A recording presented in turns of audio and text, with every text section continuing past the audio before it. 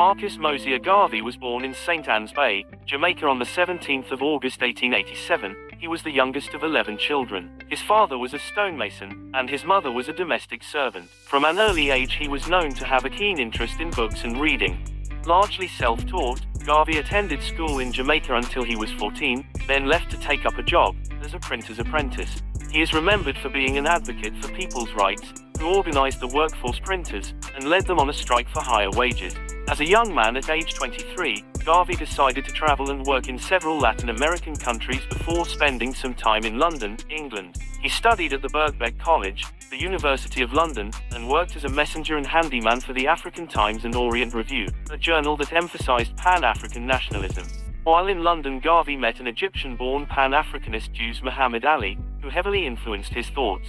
Even though Garvey never converted to Islam, he credited Jews Muhammad with teaching him the basic tenets of Islam and also about Pan-Africanism and the struggles of the African people around the world. Another influence on Garvey's thoughts was Booker T. Washington. Garvey was inspired to form the Universal Negro Improvement Association after he read Washington's autobiography, Up From Slavery. He adopted Washington's slogan, "Up you mighty race, you can conquer what you will." It is not for certain if Garvey ever came across the writings of Martin Robertson Delaney, an American abolitionist, journalist, physician, military officer and writer who was arguably the first proponent of black nationalism.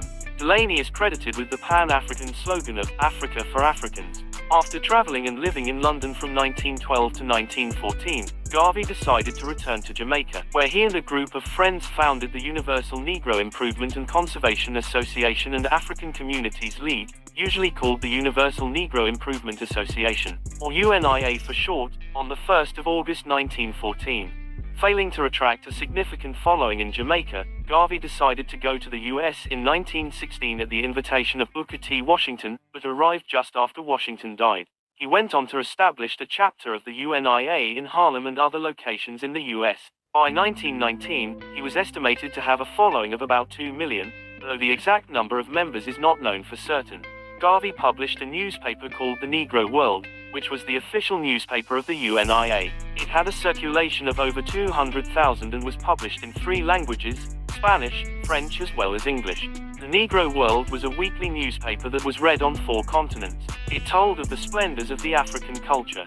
Garvey wrote that blacks would be respected only when they were economically strong, and preached an independent black economy within the framework of white capitalism. Garvey established a chain of restaurants, hotels, grocery stores, factories, a printing press and a ship named the Black Star Line in 1919. The Black Star Line was to act as a black-owned passenger line that would carry patrons back and forth to Africa. The purchasing of the Black Star Line was fundamental to the Back to Africa movement. Garvey was at the height of his power in the 1920s. He held an international convention in Liberty Hall, with delegates from 25 countries. The affair was followed by a parade of 50,000 UNIA members, who marched through the streets of Harlem, led by Garvey, who was dressed flamboyantly. His success began to attract jealousy and enemies among established black leaders. He was opposed by A.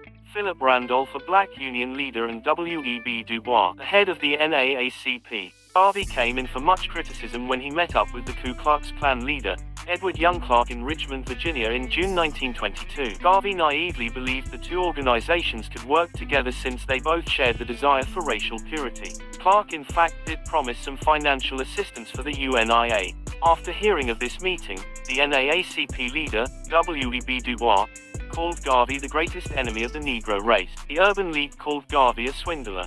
A. Philip Randolph said that Garvey and Garveyism should be purged from American soil. Over the next few years the movement began to unravel under the strains of internal dissension, opposition from black critics, and government harassment. In 1922 the federal government indicted Garvey on mail fraud charges, stemming from promotion and the sale of stock for the Black Star Line. The prosecution was obviously politically motivated, as Garvey was targeted by J. Edgar Hoover's FBI. The FBI hired its first black agent, James Wormley Jones, to infiltrate the UNIA, and to entrap Marcus Garvey in a crime.